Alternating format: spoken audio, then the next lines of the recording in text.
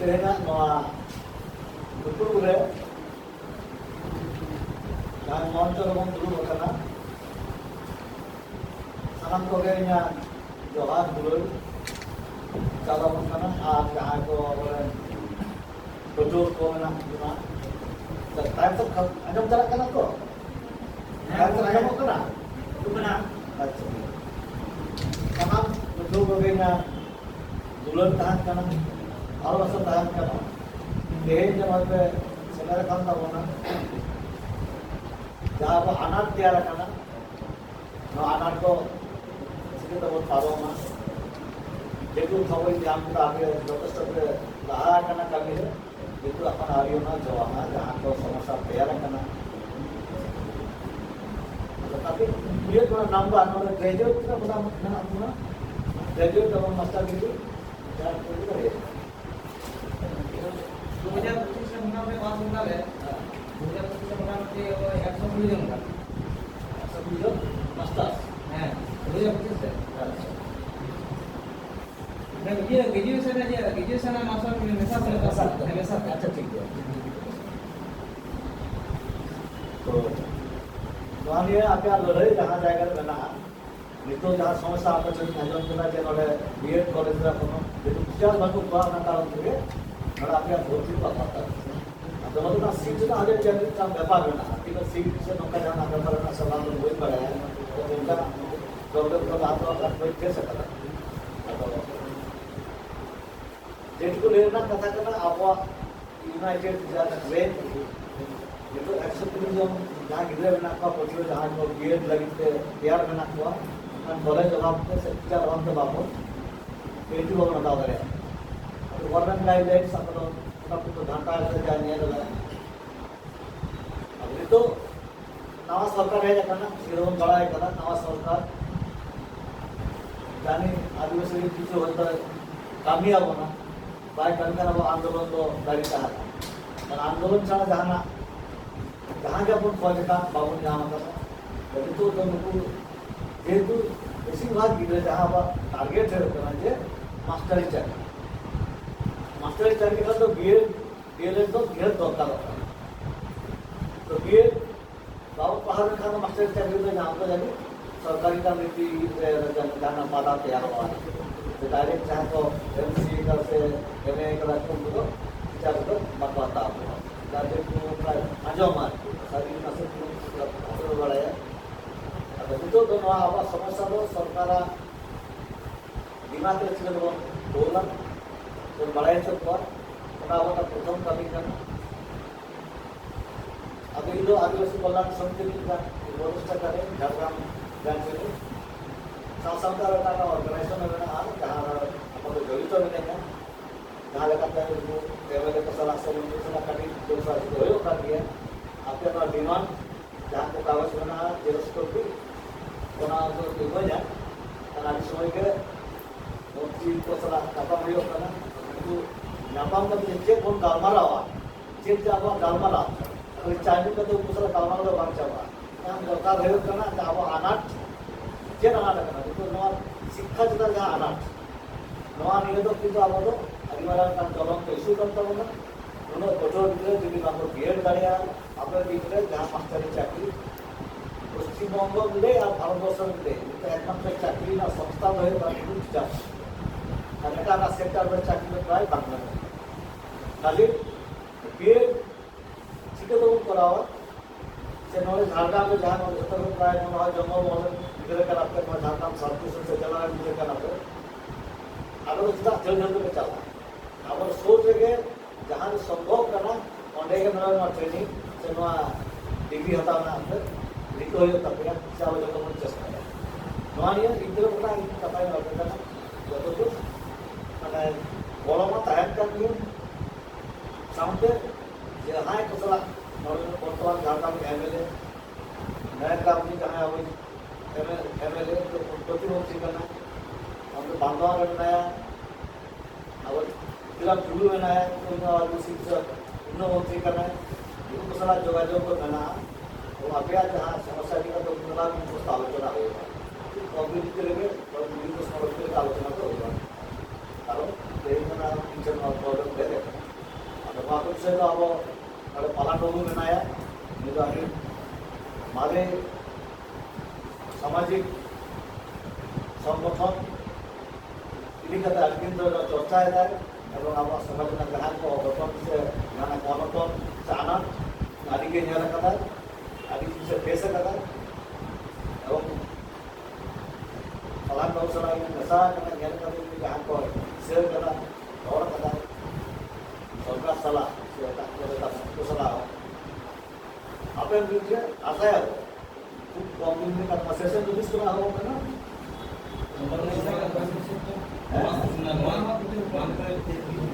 पच्चीस 26 से 26 इसके बाद आप अपना दो आदत थोड़ा करना आदत कहाँ से जाना करने लगा मतलब ठीक है अब हमारे तो हर दिन आपके जहाँ पे लहा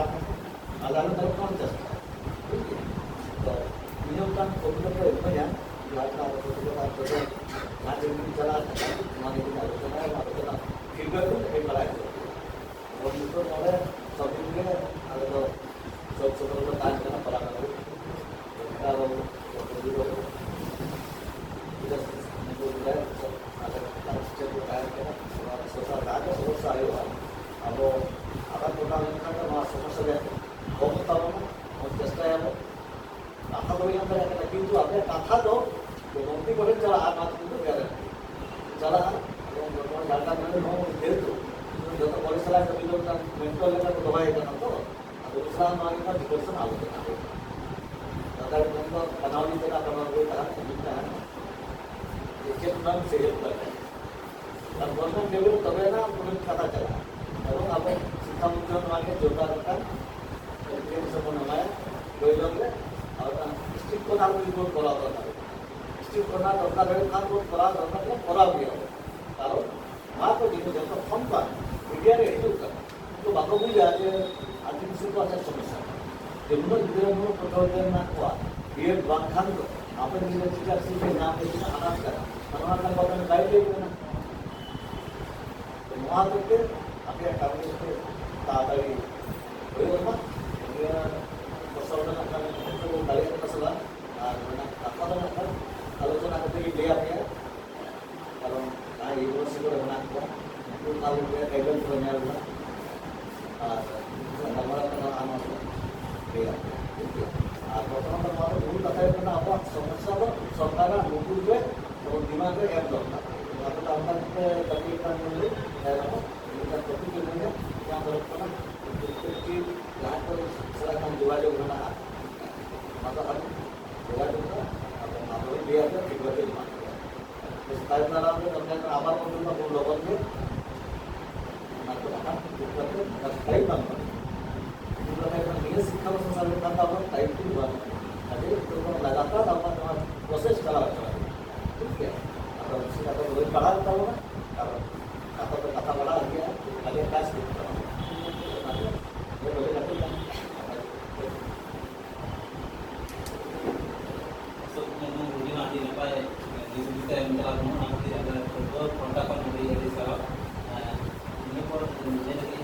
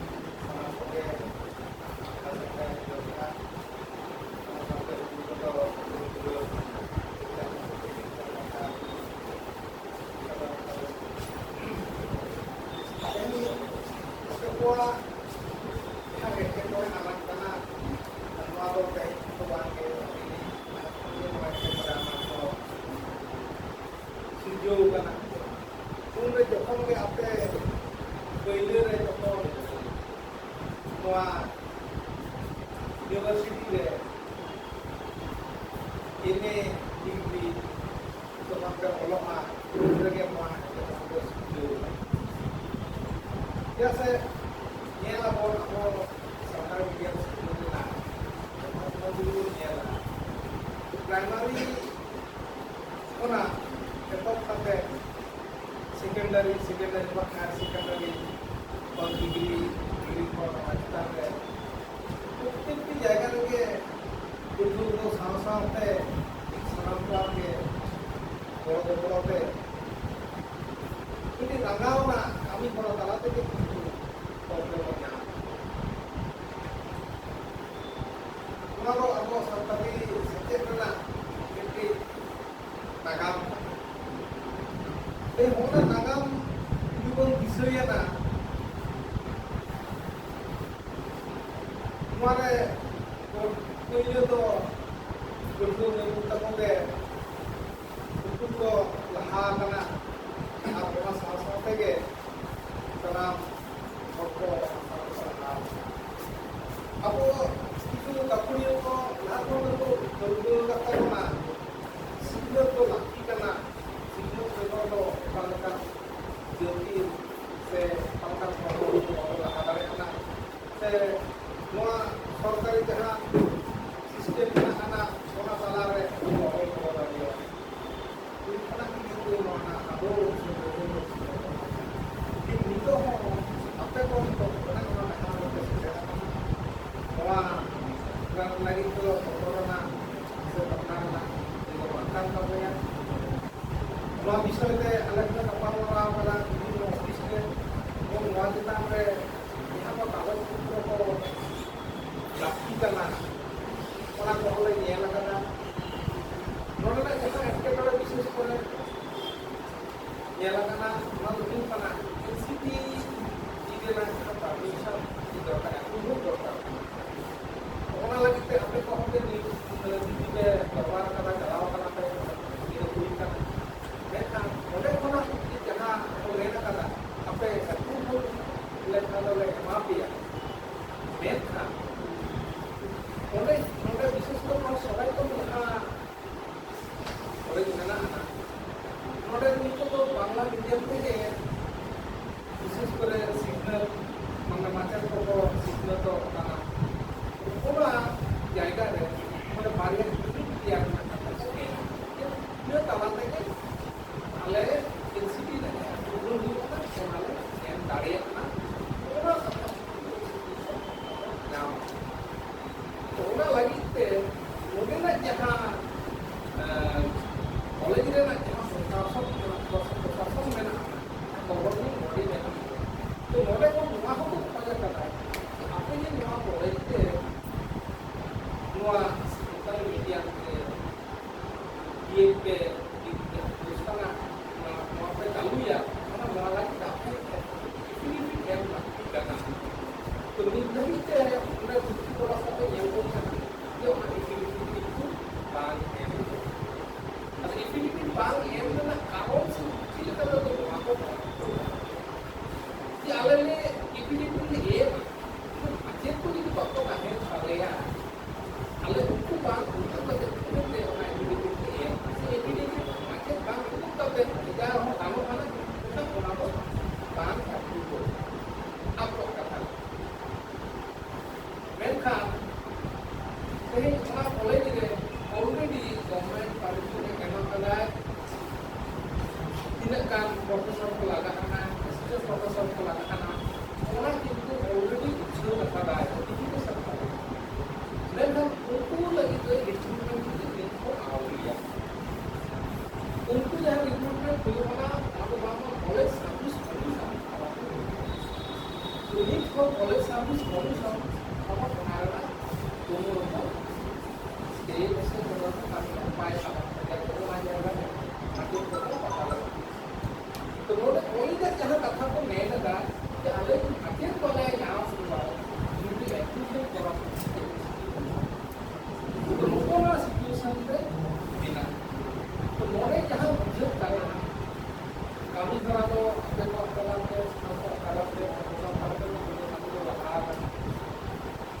मैं था मतलब वो कथा को मैं ना को हाथी तो छुट्टी लेके आपको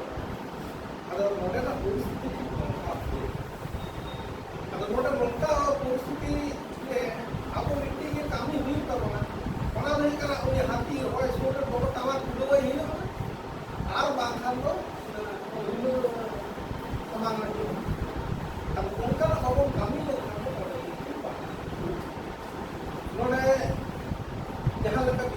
ᱧᱮᱞ ᱠᱚ ᱯᱨᱚᱥᱟᱥᱚᱱ ᱦᱚᱸ ᱱᱚᱰᱮ ᱠᱚᱞᱮᱡᱽ ᱠᱚ ᱴᱷᱤᱠ ᱴᱷᱟᱠ ᱵᱟᱝᱠᱚ ᱠᱚᱨᱯᱚᱨᱮᱥᱚᱱ ᱟᱨ ᱵᱟᱝᱠᱷᱟᱱ ᱫᱚ ᱠᱚᱞᱮᱡᱽ ᱦᱚᱸ ᱱᱚᱣᱟ ᱡᱟᱦᱟᱸ ᱤᱭᱩᱱᱤᱴ ᱛᱮᱭᱟᱨ ᱨᱮᱱᱟᱜ ᱡᱟᱦᱟᱸ ᱠᱟᱛᱷᱟ ᱞᱟᱹᱭᱟ ᱚᱱᱟ ᱨᱮ ᱴᱷᱤᱠ ᱢᱚᱛᱚ ᱩᱱᱠᱩᱣᱟᱜ ᱤᱫᱟᱹ ᱫᱤᱥᱟᱹ ᱡᱚᱛᱷᱟᱛ ᱵᱟᱝ ᱠᱟᱱᱟ ᱢᱮᱱ ᱮᱫᱟ ᱠᱚ ᱴᱷᱤᱠ ᱜᱮᱭᱟ ᱡᱮ ᱟᱞᱮ ᱞᱮ ᱠᱚᱨᱟᱣ ᱟᱞᱮ 100% ᱡᱟᱦᱟᱸ ᱛᱤᱱᱟᱹᱜ ᱜᱮ ᱫᱤᱠᱩ ᱨᱮᱱᱟᱜ ᱥᱩᱵᱤᱫᱷᱟ ᱠᱚ ᱢᱮᱱᱟᱜᱼᱟ ᱚᱱᱟ ᱟᱞᱮ ᱦᱚᱸ ᱵᱷᱟᱹᱜᱤ ᱥᱩᱵᱤᱫᱷᱟ ᱢᱮᱱᱟᱜᱼᱟ ᱢᱮᱱᱠᱷᱟᱱ ᱱᱚᱜᱼᱚᱭ ᱡᱮ ᱱᱚᱣᱟ ᱠᱟᱛᱮ ᱥᱚᱨᱚᱥᱚᱨᱚ ᱛᱟᱞᱟᱨᱮ ᱴᱷᱤᱠ ᱜᱮ ᱱᱚᱜᱼᱚᱭ ᱵᱤᱮᱰ ᱠᱚᱞᱮᱡᱽ ᱢᱮᱱᱟᱜᱼᱟ ᱥᱮ ᱱᱚᱝᱠᱟ ᱦᱩᱭᱩᱜ ᱠᱟᱱᱟ ᱚᱱᱟ ᱠᱤᱱᱛᱩ ᱟᱠᱚ ᱢᱚᱫᱽᱫᱷᱮ ᱠᱚ ᱚᱠᱟ ᱞᱮᱠᱟ ᱦᱩᱭᱩᱜ ᱠᱟᱱᱟ ᱱᱚᱜᱼᱚᱱᱟ ᱜᱮ ᱵᱤᱥᱚᱭ ᱫᱚ ᱪᱮᱫ ᱠᱷᱟᱹᱛᱤᱨ ᱛᱮ ᱡᱚᱛᱚ ᱠᱤᱪᱷᱩ ᱦᱩᱭ ᱠᱟᱛᱮ ᱵᱟᱠᱚ ᱤᱭᱟᱹᱭᱮᱫᱟ ᱱᱚᱣᱟ ᱢᱤᱫᱴᱤᱡ ᱪᱤᱱᱛᱟᱹ ᱵᱷᱟᱵᱽᱱᱟ ᱨᱮᱱᱟᱜ ᱵᱤᱥᱚᱭ ᱠᱟᱱᱟ ᱵᱚᱞᱮ ᱱᱚᱰᱮ ᱤᱥᱤ ᱚᱲᱟᱜ ᱢᱚᱫᱽᱫᱷᱮ ᱫᱩᱲᱩᱵ ᱟᱠᱟᱱᱟ ᱚᱸᱰᱮ ᱯᱨᱤᱱᱥᱤᱯᱟᱞ ᱥᱟᱞᱟᱜ ᱦᱚᱸᱞᱮ ᱨᱚᱯᱚᱲᱟ ᱨᱚᱯᱚᱲ ᱠᱟᱛᱮ ᱞᱮ ᱧᱮᱞᱮᱫᱟ ᱱᱚᱣᱟ ᱚᱠᱟ ᱴᱷᱮᱱ ᱫᱚ ᱢᱟᱱᱮ ᱥᱟᱹᱨᱤ ᱠᱟᱛᱷᱟ ᱵᱟᱝ ᱥᱟᱢᱟᱝ ᱟᱠᱟᱱᱟ ᱢᱮᱱᱠᱷᱟन ᱠᱟᱜᱚᱡᱽ ᱯᱚᱛᱨᱚ ᱦᱚᱸ ᱡᱟᱦᱟᱸ ᱧᱮᱞᱚᱜ ᱠᱟᱱᱟ ᱱᱚᱣᱟ ᱫᱚ ᱵᱟᱝ ᱠᱟᱱᱟ ᱚᱱᱟᱜᱮ ᱱᱚᱰᱮ ᱠᱷᱚᱱ ᱢᱤᱫᱴᱤᱡ ᱠᱟᱛᱷᱟ ᱩᱭᱦᱟᱹᱨ ᱟᱠᱟᱱᱟ ᱡᱮ ᱡᱟᱦᱟᱸᱛᱮ ᱩᱭᱦᱟᱹᱨ ᱦᱩᱭᱩᱜ ᱠᱟᱱ ᱛᱟᱦᱮᱸ ᱱᱚᱣᱟ ᱵᱤᱮᱰ ᱠᱚᱞᱮᱡᱽ ᱪᱤᱠᱟᱹᱛᱮ ᱪᱟᱹᱞᱩᱜᱼᱟ ᱚᱱᱟ ᱪᱤᱱᱛᱟᱹ ᱵᱷᱟᱵᱽᱱᱟ ᱡᱟᱦᱟᱸ ᱦᱩᱭᱱᱟ ᱚᱱᱟ ᱞᱮᱠᱟᱛᱮ ᱯᱟᱹᱴᱷᱩᱣᱟᱹ ᱠᱚ ᱢᱤᱫᱴᱤᱡ ᱞᱟᱹᱠᱛᱤ ᱛᱟᱦᱮᱸ ᱞᱟᱹᱠᱛᱤ ᱢᱮᱱᱟᱜᱼᱟ ᱟᱫᱚ ᱱᱚᱣᱟ ᱡᱟᱭᱜᱟ ᱨᱮ ᱯᱟᱹᱴᱷᱩᱣᱟᱹ ᱞᱮᱠᱟ ᱛᱮᱫᱚ ᱞᱟᱦᱟ ᱢᱮᱱᱟᱜᱼᱟ ᱟᱫᱚ ᱛᱟᱞᱟᱨᱮ ᱡᱳᱜᱟᱡᱳᱜᱽ ᱠᱚ ᱵᱟᱝ ᱠᱷᱟᱹᱛᱤᱨ ᱛᱮ ᱡᱳᱜᱟᱡᱳᱜᱽ ᱵᱟᱝ ᱦᱩᱭᱩᱜᱼᱟ ᱡᱮ ᱚᱠᱟ ᱞᱮᱠᱟ ᱠᱟᱛᱮ ᱱᱤᱛᱚᱜ ᱚᱸᱰᱮ ᱠᱟᱹᱢᱤ ᱦᱚᱨᱟ ᱥᱟᱵ ᱦᱩᱭᱩᱜᱼᱟ ᱯᱟᱹᱴᱷᱩᱣᱟᱹ ᱠᱚ ᱟᱛᱮ ᱵᱮᱜᱚᱨ ᱫᱚ ᱱᱚᱣᱟ ᱫᱚ ᱵᱟᱝ ᱜᱟᱱᱚᱜᱼᱟ কোনো বিশেষ কর্মী হওয়া সামনে সামনে সামনে কামে ᱚᱱᱟ ᱯᱚᱞᱤᱥᱤ ᱦᱟᱛᱟᱣ ᱦᱩᱭ ᱠᱟᱱᱟ ᱛᱚᱵᱮ ᱜᱮ ᱩᱱᱠᱩ ᱚᱱᱟ ᱡᱟᱭᱜᱟ ᱨᱮᱠᱚ ᱞᱟᱲᱟᱜᱼᱟ ᱟᱨ ᱵᱟᱝᱠᱷᱟᱱ ᱫᱚ ᱵᱟᱝ ᱚᱱᱟ ᱞᱮᱠᱟᱛᱮ ᱦᱳᱭ ᱟᱵᱚ ᱚᱱᱟ ᱡᱟᱭᱜᱟ ᱨᱮ ᱡᱟᱦᱟᱸ ᱡᱟᱭᱜᱟ ᱨᱮ ᱤᱭᱟᱹ ᱢᱮᱱᱟᱜ ᱠᱟᱱᱟ ᱟᱵᱚ ᱟᱥᱲᱟ ᱢᱮᱱᱟᱜ ᱛᱟᱵᱚᱱᱟ ᱥᱮᱵᱟᱭ ᱦᱳᱭ ᱚᱱᱟ ᱡᱟᱭᱜᱟ ᱨᱮ ᱠᱟᱹᱢᱤ ᱦᱚᱨᱟ ᱠᱩᱥᱤ ᱠᱟᱹᱢᱤ ᱦᱚᱨᱟ ᱥᱟᱵ ᱦᱩᱭᱩᱜᱼᱟ ᱟᱨ ᱵᱟᱝᱠᱷᱟᱱ ᱫᱚ ᱚᱸᱰᱮ ᱯᱨᱚᱥᱟᱥᱚᱱ যাতে ওনা আমি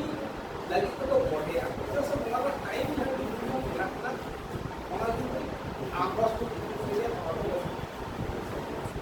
মেলা ওনা আলে যাহা তো লে চালাও তাহে না মধ্যে টাইম তার মধ্যে হই না আমাদের কথা কি কোনো সলভেল করে দাঁড়ে সারা ওটা যে কোনো পালে যাওয়া কাটা জাতীয় প্রতি খেলা নিয়ম কারণ তো নিয়ম অক্ষরে kami juga upload unsur kami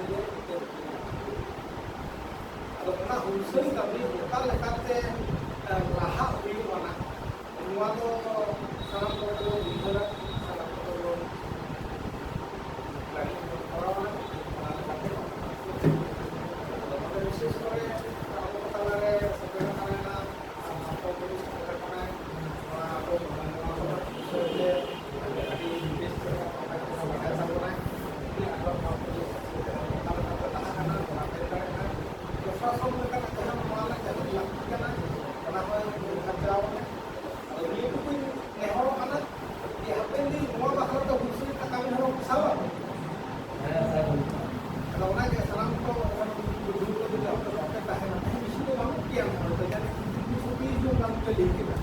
kalau unsur tiris itu jadi unsur itu.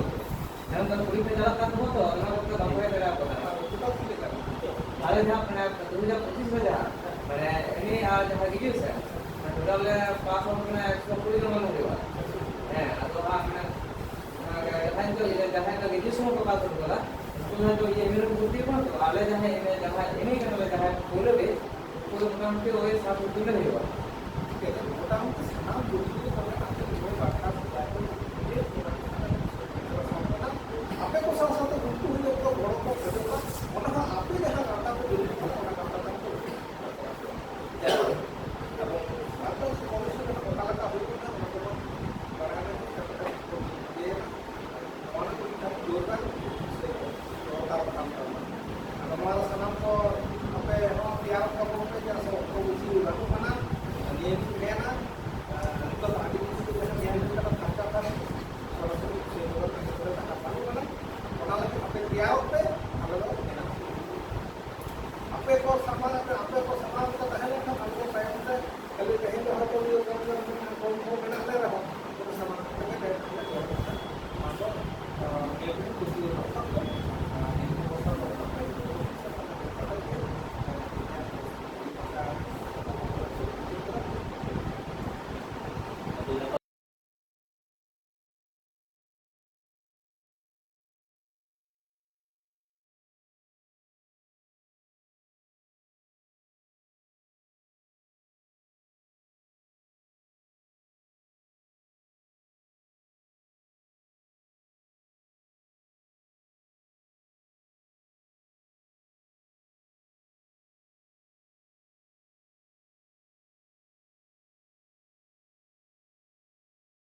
Videos बनाने हैं, फिल्मोरा है ना।